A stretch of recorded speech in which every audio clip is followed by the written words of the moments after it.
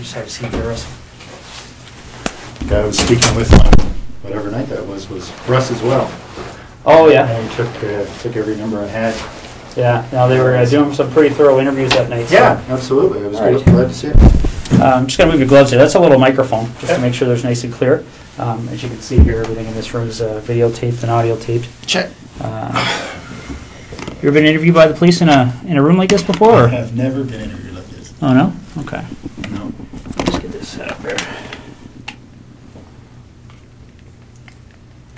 I guess the closest interview by NIS for top secret clearance. Oh, yeah? All right. Well, again, Russell, I appreciate coming in. An investigation like this, I mean, I'm sure you can appreciate it's been big news, especially down Belleville way. And, you know, obviously our approach to cases like this is that we don't give up on somebody being alive until we get evidence that they're not. So because of that, we're treating Jessica's case as an emergent situation, obviously. Yeah. So we're fast-forwarding things that we might normally take our time with. And that's why we're here on a Sunday afternoon. Sure. So, again, I appreciate it. Okay. We're going to do a pretty thorough interview today, okay? And the reason for that is because the last thing we want is to be calling people back again and again and again, okay? So what we're going to do is we're going to go over a number of things, and I'm going to explain what all those are to you, okay? I'm a big coffee guy. I don't know if you're a coffee guy or not, but I didn't want to drink in front of you, so... No, I appreciate that. All right, go ahead. I could definitely... Are they black? Yeah, they're just black with sugar. Definitely. I just started my probably haven't a little bit. Started your what, sorry? Gum. Just oh, okay. first piece of gum. Well, there's napkins there if you want to toss it or whatever. I appreciate that. All right, and again, like I said, this interview is going to be very thorough. But again, I have a simple rule when I talk to people. It's I'm sure you're the same way. I treat everybody with respect. I don't want to ask you to do the same for me. So what we're going to do is we're going to start off by going through what your rights are, okay? Just like everybody else, okay? Have you ever read your rights before? No. Yeah, I'm sure you've seen it on TV a whole bunch of times, but that's usually the American version, so I'll go over with you briefly, okay? Basically in Canada, as you know, I'm sure, is we all have our rights guaranteed under the Charter of Rights and Freedoms, okay? Now, Russell, just to avoid any confusion, because people do get confused when they're talked to by the police, is that you're obviously not under arrest here today, okay? Anytime you feel you want to leave here, you feel free to do so. The door's not locked. Teresa will walk you down the lobby anytime you want, okay? If there's anything that comes up in our interview today, Russell, that you feel you want to talk to a lawyer about, you just let me know, okay? Sure. And the reason for that is I want to explain to you exactly what's going on here, okay? Jessica Lloyd is one of 4 cases that we're currently investigating, okay? And essentially what's happened is over the past about 4 or 5 months, there have been 4 occurrences that, like I said, that we're looking into. 2 of those occurrences occurred in September of 2009, and very briefly, they were up in the Tweed area. They involved somebody entering 2 different women's houses in the evening hours and committing sexual acts. Okay, in November of 2009, a young lady by the name of Marie-France Como was found murdered in her home in Brighton. And we believe that there was a sexual component to that crime as well. And then most recently we have Jessica Lloyd's disappearance. Okay, so essentially when you're looking at those kind of crimes, we're looking at a number of different potential criminal charges. All right. We're looking at issues all the way from the most serious one, which is first-degree murder, kidnapping, sexual assault, break and enter with intent to commit sexual assault, forcible confinement, okay?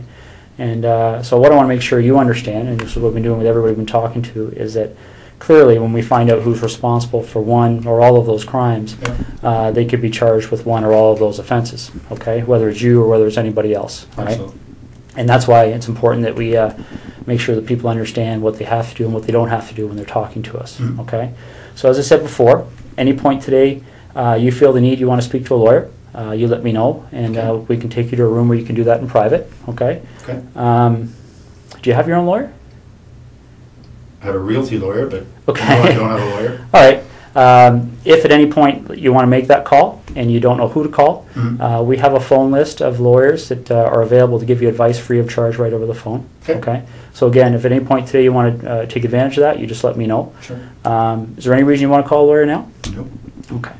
A couple other fairly simple and straightforward things that you probably understand, but again, we go over them to make sure everybody's clear, is that you don't have to speak to me today, okay? Okay.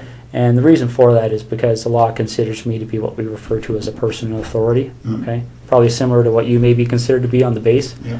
And because of that, I can be compelled to appear before any judge in the country, basically, to account for what takes place here today between you and I, okay? Sure. And that's the reason why everything's recorded, because there can't be any more accurate record than that, right? So. No, understood. And the other thing I want to make sure you understand is that, you know, you mentioned a second ago about Ms. Como being one of your work associates. So I don't know what's happened since November on the military side of things. But what we want to make people clear on is that if you have been spoken to by any person in authority or any police officer about any of those cases, I don't want what they may have said to you to make you feel influenced or compelled to say anything to me today, okay? Whatever you might have felt influenced or compelled to say to them earlier, you don't have to repeat it to me and you don't have to say anything further, okay? But obviously what you do say, you know, for the third time is being recorded, right? So. Understood. These first two attacks happened not that far from my place in Tweed. Well, the second one did. Yeah. We didn't even know the first one had happened, but I understand that was reasonably close as well. But the second one was very close. Yeah. So certainly at the time, the OPP did a door-to-door. Yeah. Within a couple of days, probably the same night. So I spoke with a couple of guys then. Okay. Yeah, and I'm aware of that from looking at the different cases.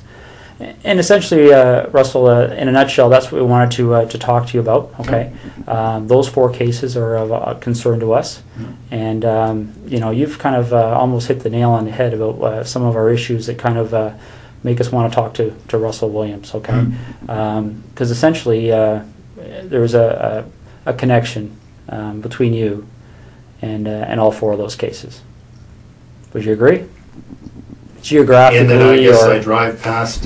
Yes, I would have to say there's a connection. Yeah. Yeah, and that's why I'll be quite frank with you. That's why things kind of evolved when the officers talked to you on Thursday night. Okay.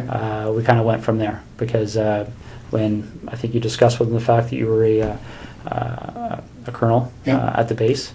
I was in uniform at the time, so. Yeah, so pretty obvious, right? Yeah. So essentially, then the connection with Ms. Como was made, and I believe you're a door or two down from one of those two incidents in Tweed.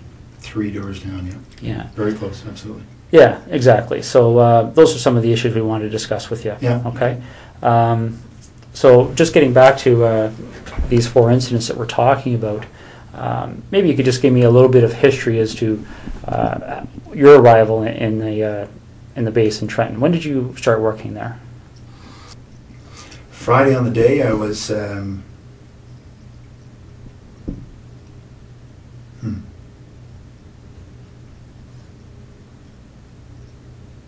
Friday on the day I was at home most of the time. Most of the day I had a sort of a stomach flu. Okay. In Ottawa or Tweed? In Tweed. In Tweed? Okay. Yeah. So we backtrack then. So all day Friday, you're at home. Yeah. And then what time do you leave to go to the base to sleep there on the Friday night? Not sure. Probably just went in for just before bed. So I probably left Tweed at between 8 and 9 or so. Okay. And you get to the base and spend the evening there and get up for the 5:30? Yeah. Okay. That's right. So we backtrack from there. When did you arrive at your home at the cottage? I don't want to get confused between your home in Ottawa and the home in Tweed. So, no, I had been in Tweed all week. Yeah. The week prior now. Yeah, I think that's the case. I was in Tweed all week. Flew Saturday. Headed to Ottawa Saturday night. Okay. So if you didn't have the stomach flu on the Friday, what was your schedule that day? 8, really. Okay. What would have been my schedule? Just a standard schedule in the office. Okay. So, ops brief in the morning, a couple of meetings. I can't remember what the specifics were going to be. Okay, so Thursday night you slept at Tweed, or you? Yep. All right. And what did you do Thursday during the day? Thursday during the day I was at the base again. I think it was a fairly standard day. I can't recall exactly, but yeah, nothing. I was not flying, so I was at the base. So I would have gone in early in the morning, back in the evening again. Okay. Do you remember what time you left the base that night?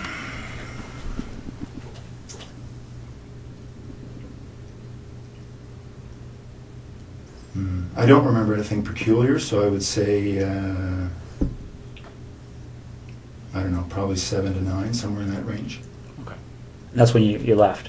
Left the base, yeah. And what That's a 45-minute transit. So 45 minutes home? Yeah. Okay. Okay. Now, I'm not going to walk you through November, but I'm going to take you to a date that's probably pretty fresh in your mind, the day that Marie Franz coma. Yeah. Do you remember how you found out? I do. Yeah, I was sent an email.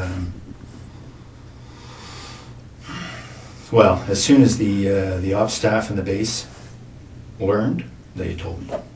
Okay. So I got an email. I can't remember if it was late at night or early in the morning. It was certainly, I saw it, I want to say first thing in the morning, because I had just come back from Ottawa. I was in Ottawa for a set of meetings on one of the days. I can't remember what day of the week we're talking about, but yeah, no, I mean, obviously when your people gets killed, it gets your attention. So Absolutely. yeah, I very much remember that coming in. And how did you know Marie Franz coma? I'd only met her once. She was on a crew I was on just after I got to the base. Okay. So I can't even remember. I think it was a one-day trip. I did a number of trips in Canada, transporting our troops, sort of first leg out of Edmonton.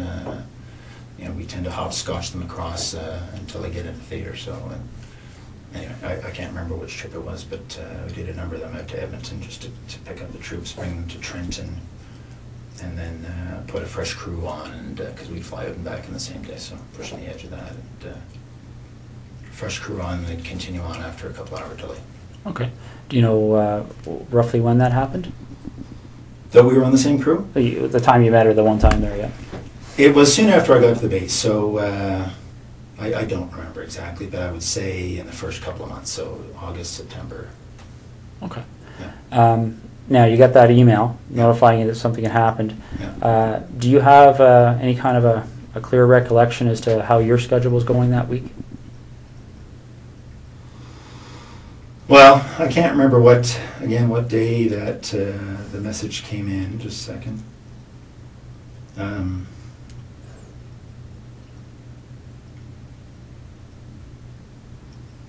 No, I can't remember what day of the week, but I'm just thinking there was a whole bunch of activity spun up as a result, obviously. No, I can't remember the day of the week.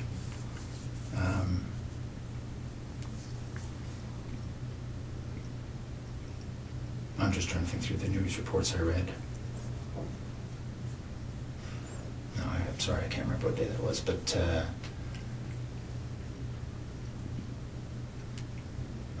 what we learned after the fact was that the MPs had learnt of her death, I think quite a bit after her body had been discovered. Okay. So I think what happened, sorry, just a second.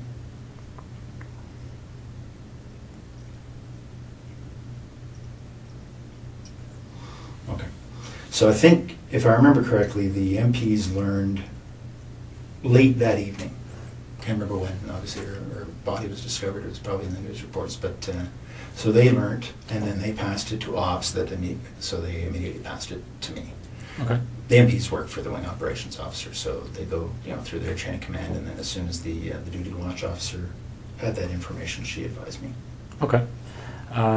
So again, that along particular with, week. along with some others. Right, right. I'm sure it spread like wildfire. Yeah, absolutely. So that particular week, do you have any recollection? Well, for instance, when you got the email, Yeah. do you remember where you were? I was at home in Tweed. Okay. Yeah. Do you remember if that was a week that you were reasonably stable in Trenton, or had you flown? No, I had been in Ottawa. I had been in Ottawa early in the week for some meetings over in Gatineau for one of the, it's actually for the C-17 acquisition. I was project director when I was here in Ottawa for that, so just some follow-up stuff for that. Okay. So I had been here at some point in that week. Again, I can't remember how the days all fell together, but I seem to remember that I got this word shortly after having come back from Ottawa. It seems to me it was the same week. So if we were to do a similar investigation in your background, is there anything you can think of that anybody may have misinterpreted, or anything in your history that somebody might say Russell Williams Absolutely did this? No. Okay. Be very boring. What's that? It'll be very boring. All right, because essentially that's what I'm looking at. Is it? You seem like a very intelligent person, and I think you can see how a surprise like that would certainly set off some alarm bells in our investigation, right? Okay. So the next thing we need to cover off is, well, I'll just ask you this straight out. Given the types of crimes we're investigating, do you get much chance to watch television shows, CSI, things like that? I do watch. I prefer Law and Order, but I do watch CSI occasionally. Yes. Okay, so you have an idea of obviously the forensic capabilities, things like that are out there. What would you be willing to give me today to help me move past you in this investigation? What do you need? Well, would you be willing to supply things like fingerprints, blood samples, Sure. things like that? Yeah. Okay. Footwear impressions? Yeah. Okay. All right. I think that's what we're gonna ask you to do. Okay. All right. Now we have a process we have to go through to do that. Okay. And for the blood sample, I don't take the blood sample. We have specially trained officers that are trained to do that. Okay. I'm going to step out and make sure they're still available. Can I assume you're going to be discreet? It's possible. Yeah. Because this would have a very significant impact on the base if they thought you thought I did this. Well, bottom line, Russell, that's one of the reasons we're here on a Sunday afternoon. Okay. The military certainly be of great assistance to us, especially in relation to Miss Como's investigation. So that's certainly one of the things that went into our decision to give you a call at home today and see if we could deal with this today. Okay. So, okay.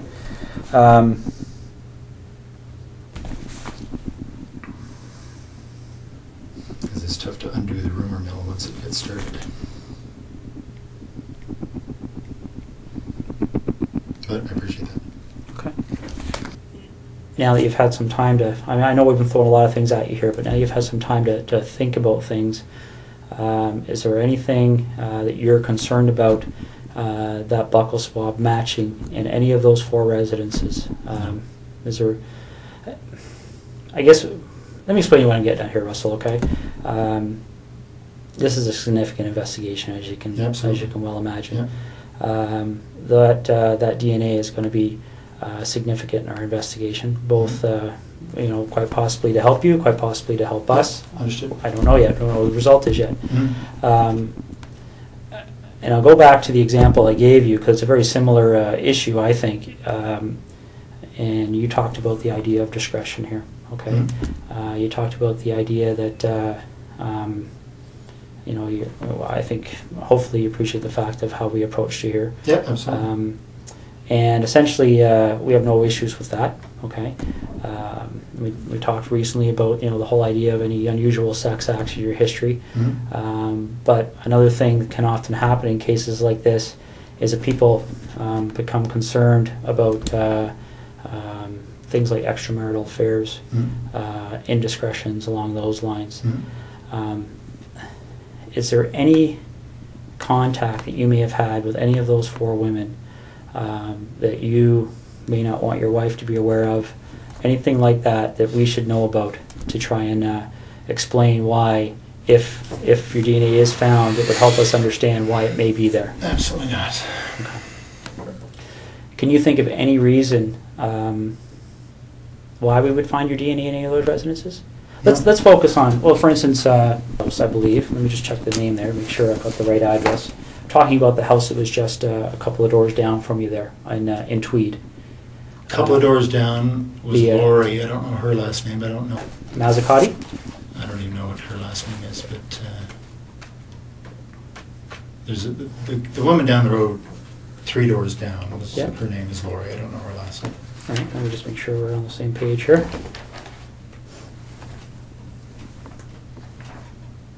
Okay. My understanding is she lived at 76 Cozy Cove. Yeah, so she would be the one, the second one, the second incident on your road there. Yeah. A couple of doors down. Ever been in her house? No. We met her once, I think the first summer we were there, so in '04. Okay. And that's what I'm getting at. Again, this is a credibility issue, right? Yeah. Because I don't want to come and see you 2 weeks from now and say, you know, Russ, Yeah. our CSI people went in that house. And are you familiar with how DNA works? I think broadly, yes, I would guess so. One of the challenges we have in 2010 with DNA is it's become so precise that I guess the best way to explain it is I can think back 15 years ago when I started in violent crime investigation. Yeah. For us to get a DNA match, the sample we had to find was, you know, probably would have filled half of one of these cups. Okay. You know, because they destroy so much of the sample in the testing. Okay. Essentially, DNA has become more and more precise to the point where when you and I walked in this room earlier today, we could have sat down, talked for 30 seconds, walked out. CSI officer could have come in 3-4 days from now, did some swabs here, and he would have found your DNA and my DNA, and probably a lot of other people's DNA. Sure. A little bit gross to think about, but essentially, you know, as we talk, you know, a little bit aspirate comes out of our mouth. Yeah, no, I understand. That contains our DNA, our bloods, or our skin cells contain our DNA, Yeah. and that's what I'm getting at. If you were ever in Lori's residence, quite possibly, quite innocently, your DNA could be in that residence. Has there ever been a time you've been in there? No. Okay. What about the other lady down the road on? I hadn't even heard that name, so no, I don't actually know who that was. Okay. Have you ever visited Marie France Como at her residence? No. Okay. All right. So you're quite positive there would be no reason why your DNA would be in any Absolutely. of those 3 locations. Okay. Did you know Jessica Lloyd even in passing for any reason? No, I didn't hear her name till it was on the news. Okay. And the reason I'm asking that is because I know you were asked that question on Thursday night, and sometimes what we find, and again, this is one of those situations that can sometimes cause us to get in a lengthy investigation as somebody that maybe doesn't deserve it. But what can happen sometimes is somebody gets stopped by the police like you did, and they get asked that question, and people, when they're stopped by the police, they can be nervous, okay? So they blurt out an answer, and then they start driving away, and they go, oh, why did I do that? Because the problem is that once they get asked again, then they feel compelled to maintain that answer for fear that if they change their answer, somebody could find it. You understand what I'm saying? I do. Okay. So I want to make sure that's not happening here. I don't care what you said to the officers on Thursday night last week. If there's any communication or contact between you and Jessica Lloyd, you've seen her picture, right, around town? Yeah, absolutely. Ever seen her before? I don't. No, I would say I have not. Okay. All right. All right. And you mentioned something about doing some renovations at your property in Tweed there. I think you said something earlier about tearing up carpet. Correct me if I'm wrong, but Oh yeah. okay. When did all that happen? In 2004 or 5. Okay. Any recent renovations? No. Okay. All right.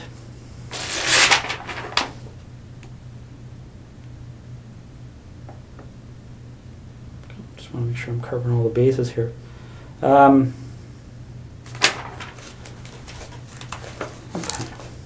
What kind of tires do you have on your Pathfinder? I think they're Toyo.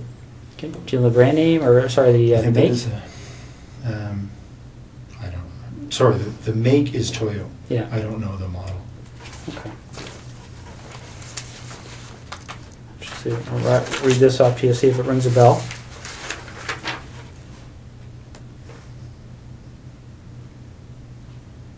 Ever heard of, does Toyo Open Country HTS That sounds make any right. sense? Yeah. Okay.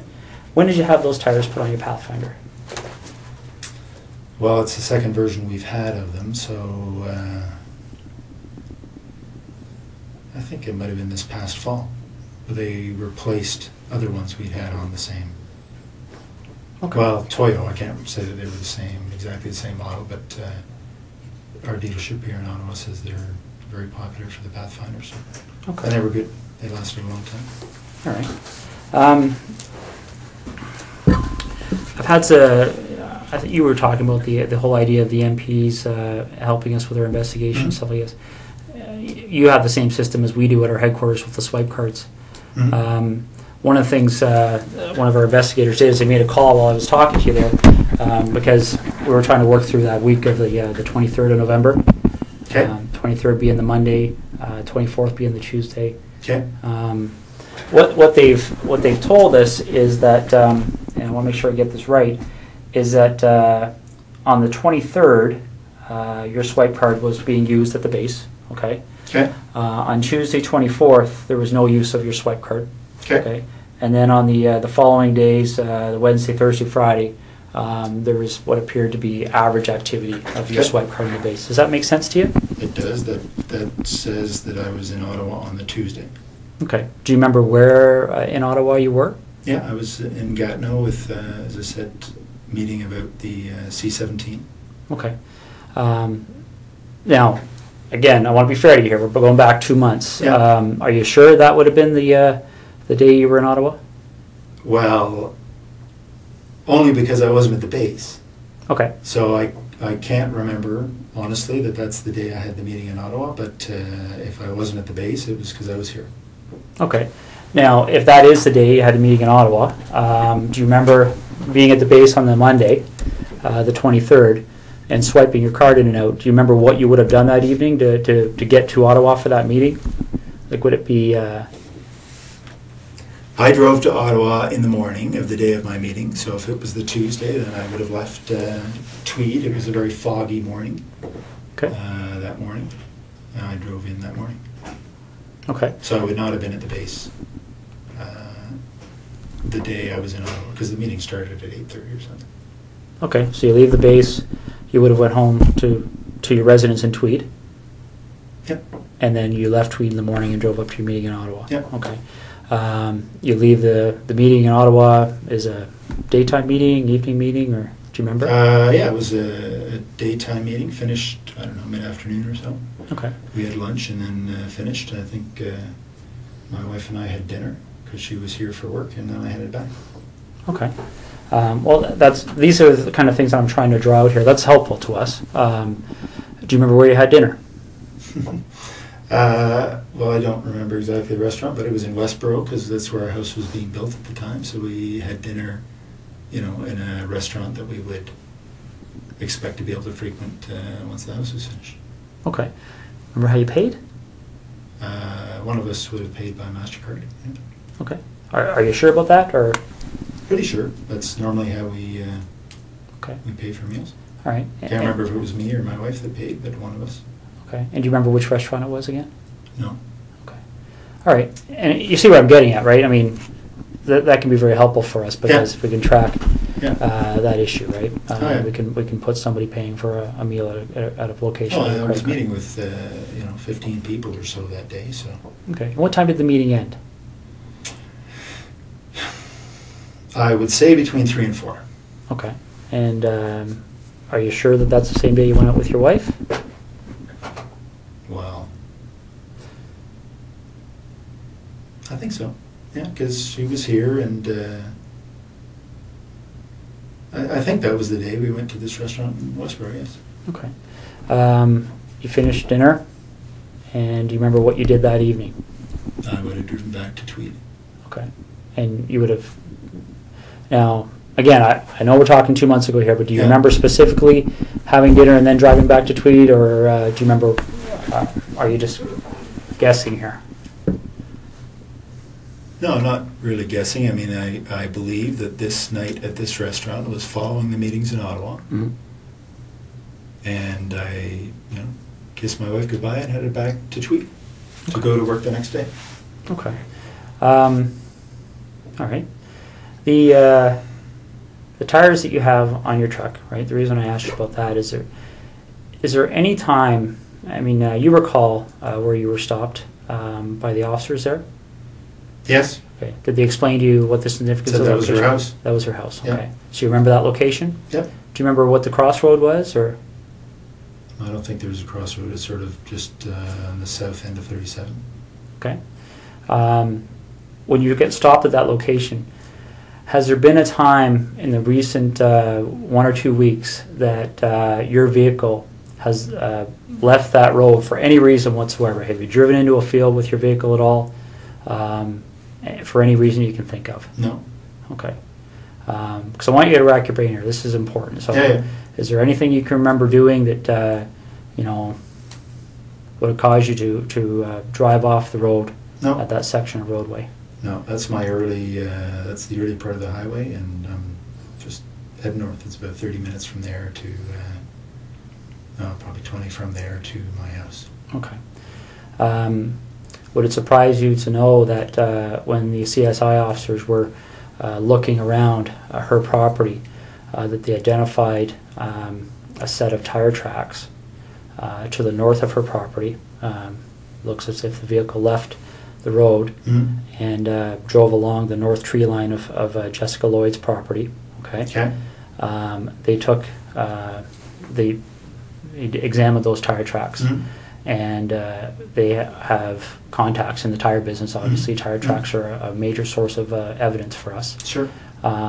Shortly after this investigation started, they identified those tires as the same tires on your Pathfinder. Really? Yeah.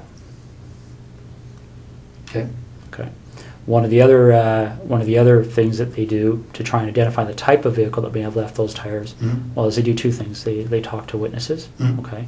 There was a female police officer that actually drove by that location that evening and recalls seeing an SUV type vehicle in the field to the north of Jessica Lloyd's house, consistent with a Pathfinder. Okay. Could maybe consistent with other things, but consistent with a Pathfinder. And they, what they also do to try and identify the type of the vehicle is they look at what they call the wheelbase width. Okay, because different vehicles, different makes, models have wheelbase width. So they can take those two sets of tire tracks, measure the distance between them. Okay, and determine what the width is. Sure. And then they can enter that into a vehicle database, and it will spit out the types of vehicles. Okay, your Pathfinder's wheelbase width is very, very close to the width of the tires that were left in that field. Okay. Do you have any recollection at all of being off that road? I was not off the road, no. Okay. All right.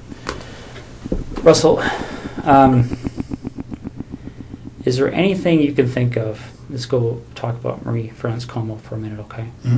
Is there any reason at all you can think of that during our investigation, obviously we're searching computers, things like Blackberries, right?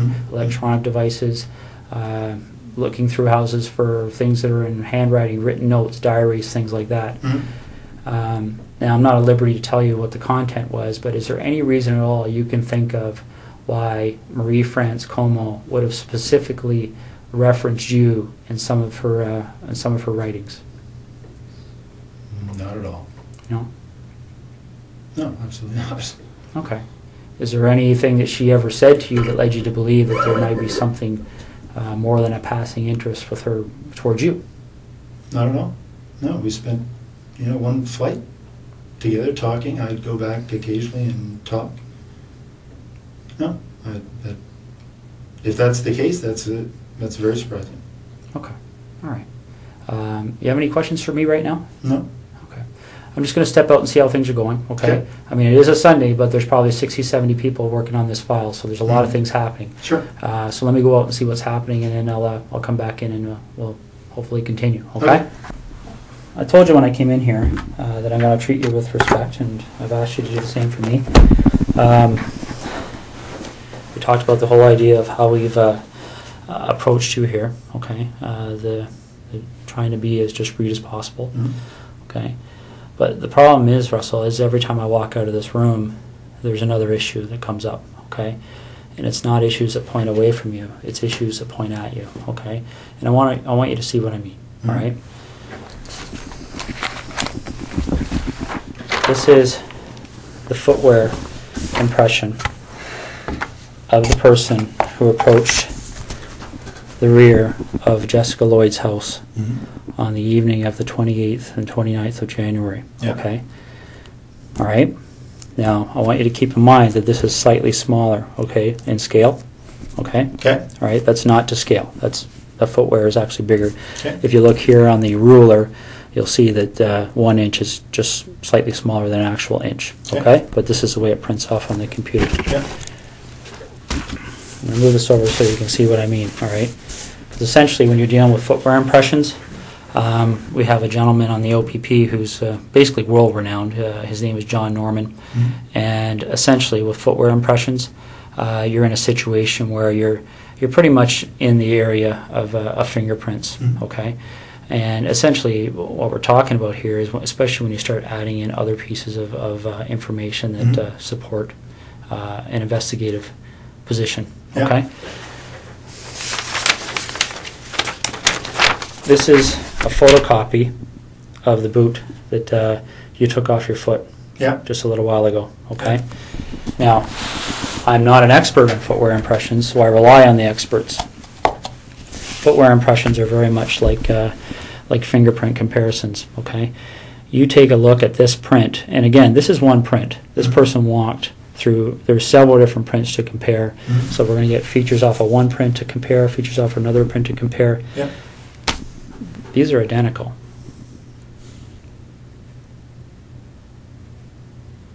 Okay. Your vehicle drove up the side of Jessica Lloyd's house. Your boots walked to the back of Jessica Lloyd's house on the evening of the 28th and 29th of January. Okay. You want discretion. We need to have some honesty, okay? Because this is getting out of control really fast, Russell.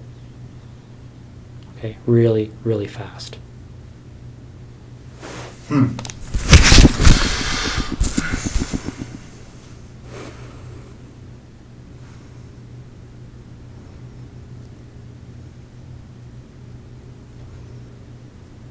This is getting beyond my control.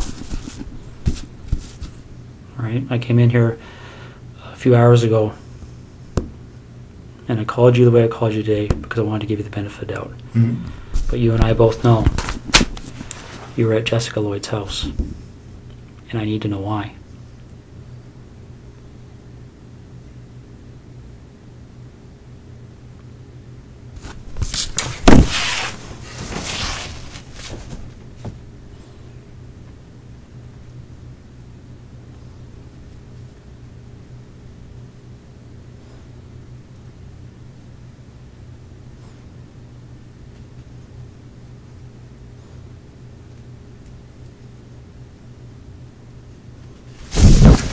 I don't know what to say. It's Well, you need to explain it, because this is the other problem we're having, Russell, okay? Again, these decisions are made by me. Right now, there's a search warrant being executed at your residence in Ottawa, okay? So your wife now knows what's going on. There's a search warrant being executed at your residence in Tweed, and your vehicle's been seized, okay?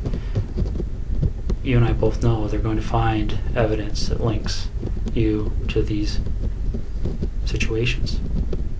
Okay.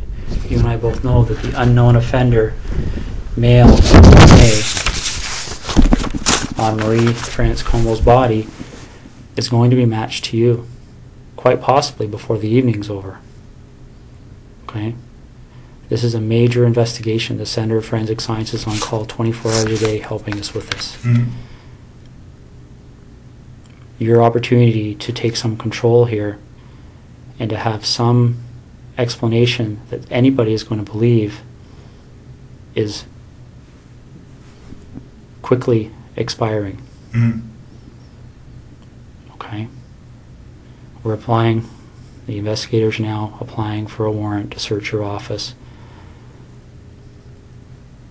Right? These aren't decisions that we can say yes or no to. This is the practical steps in an investigation like this.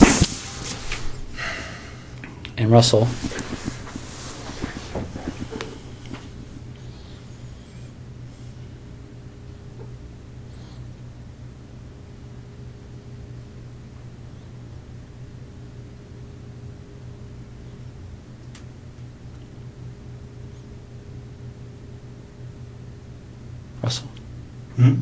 listen to me for a second, okay?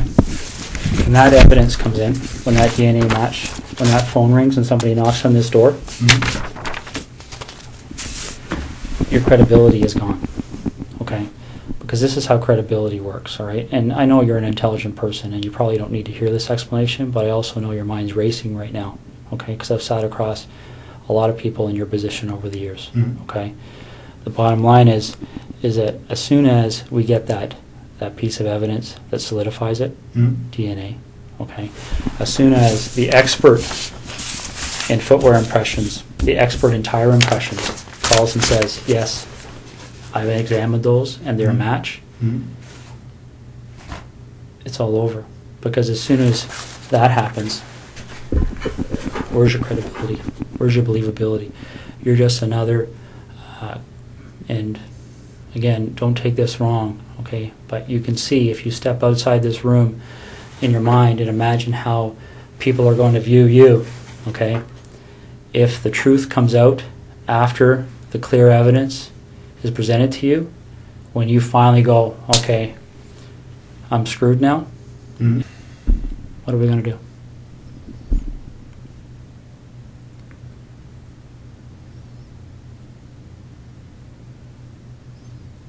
Russell, you know there's only one option. What other option is there? What's the option? Well, I don't think you want the cold-blooded psychopath option. I might be wrong.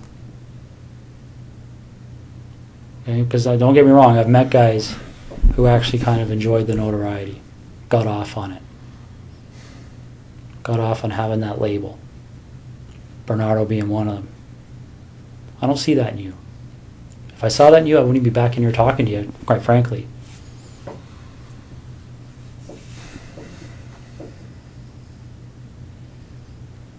But maybe I'm wrong. Maybe you got me fooled. I don't know.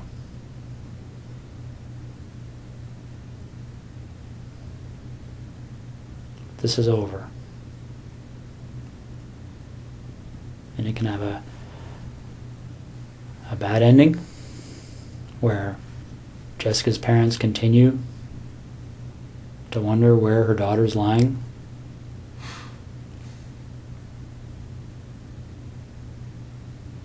And I don't know. I mean, obviously there's a huge search still underway and it'll continue. It'll continue until her body's found. That might even happen tonight for all I know. Once that happens,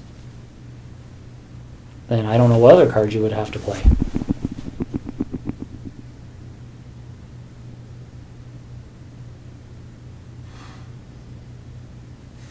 What are we going to do?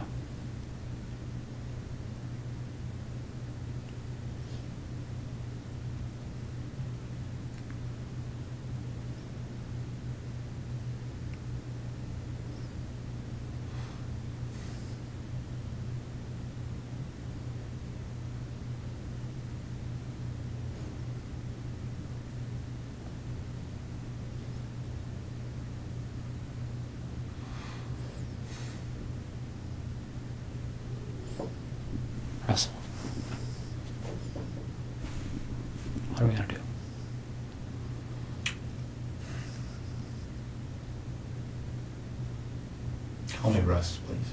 Okay. What are we gonna do, Russ?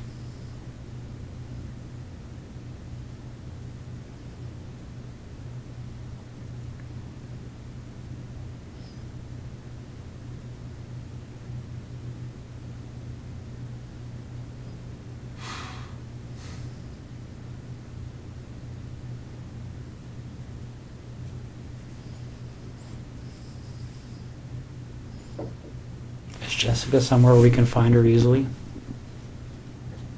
Like, is this something where I can make a call and tell somebody to go to a location and they're going to find her, or is this something where we have to go and take a walk?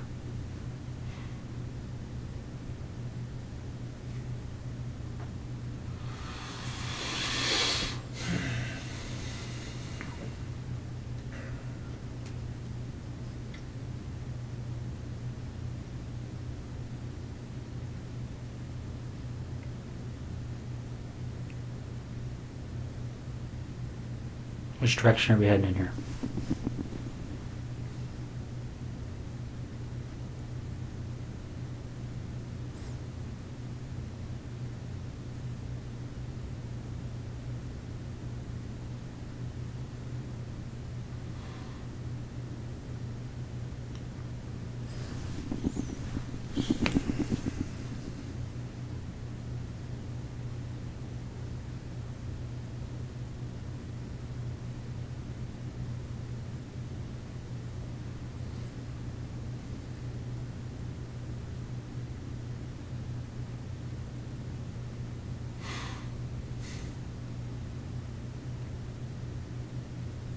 Russ, maybe this would help. Can you tell me what the issue is you're struggling with?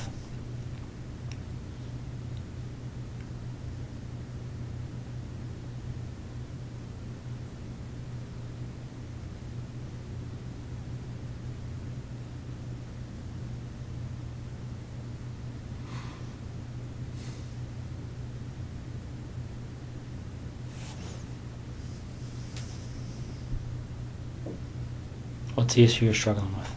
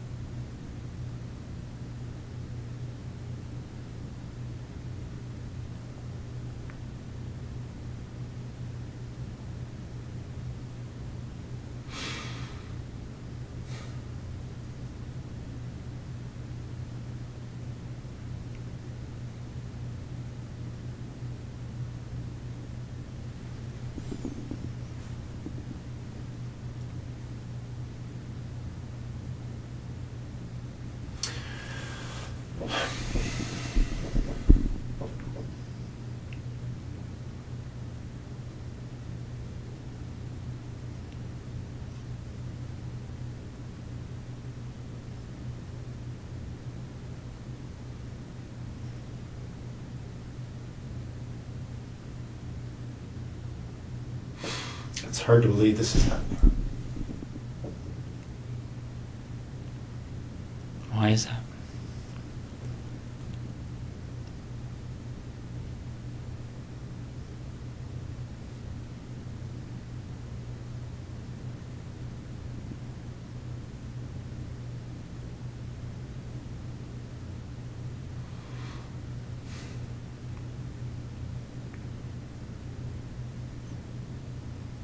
Why is it hard to believe?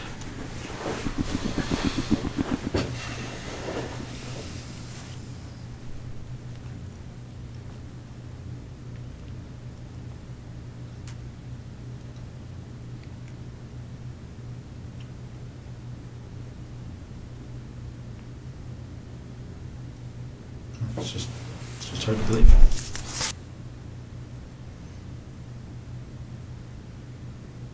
Whose decision was it? And we're going to find out the answer to this anyway. But whose decision was it to issue the directive to the base personnel that nobody had to speak to the police and to seek legal counsel before they were questioned? I don't think that was... My understanding, that direction came from somebody that reports to you. What do you think they're going to say, Well, Russ? no. What do you think they're going to say? All right, and let's step back for a second here, okay? I really don't think it benefits you or makes you look any better to start debating the little issues, No, okay? but that is news to me. Okay. I have a legal officer that reports to me Yeah. who may have given that direction. Okay. But that's the first time I've heard it. If that's true, Okay. that's the first time I've heard that. All right, and that may be the case, but how does it look? Right? We're not even dealing with something that's really even evidence because it's not needed. I mean, when No, you no, have but when you that- have DNA and all this other stuff, that's not even What really was the an issue. direction? I don't recall, but it was something along the lines of telling the people on the base that they weren't required legally to speak with police and they should seek legal counsel before they decided to speak. But Okay. Well, if that was actually said, it would not have been to the base at large. It may have been to the individual, the boyfriend who is the suspect. okay, that- my understanding it went out to all personnel. No, absolutely. Maybe no, only under your command. I don't know. It didn't. Okay, okay, that's I fine. did never see it. That's fine. Now let's get back to the issue. What's that? So you talk about perception. My only two immediate concerns from a perception perspective are what my wife must be going through right now Yeah. and the impact this is going to have on the Canadian Forces. Where do we go?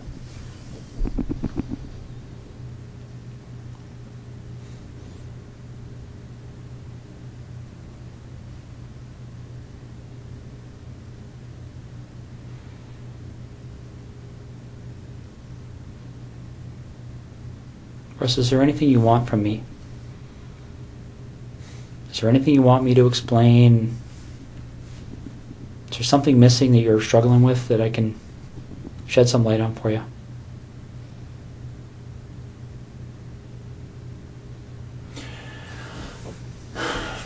I'm struggling with how upset my wife is right now. Russ, what are you looking for?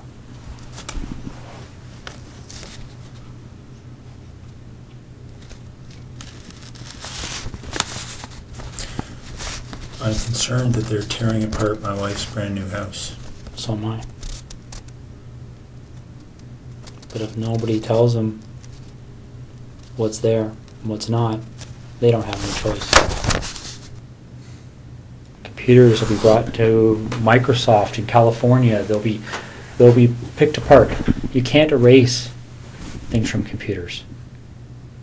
It doesn't happen. I'm sure you've seen that. I'm sure that's pretty common knowledge these days. It just doesn't happen.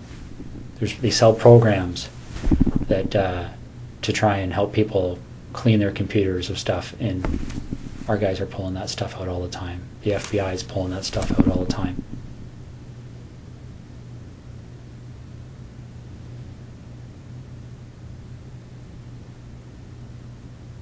This investigation will end up costing no less than $10 million.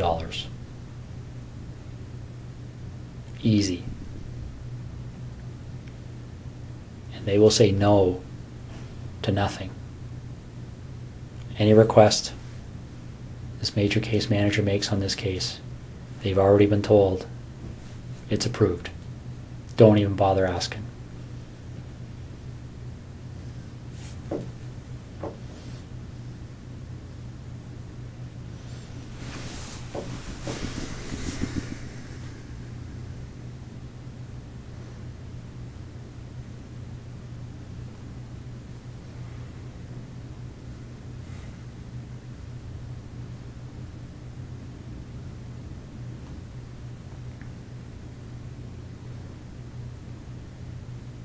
So what am I doing, Russ? I put my best foot forward here for you, bud.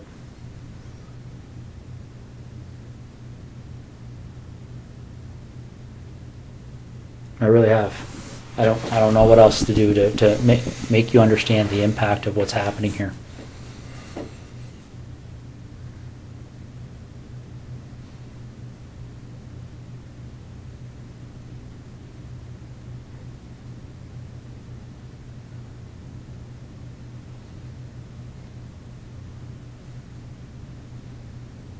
Did we talk? I want to minimize the impact on my wife. So do I.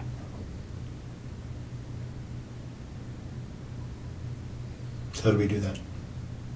Well, we start by telling the truth.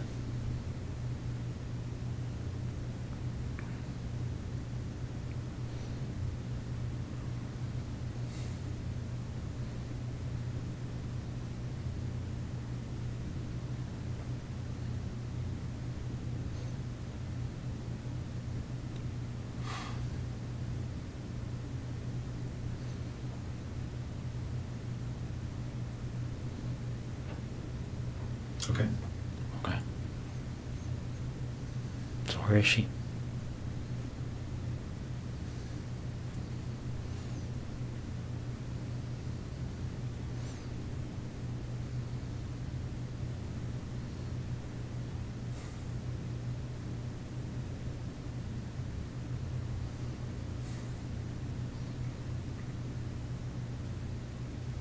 Get a map.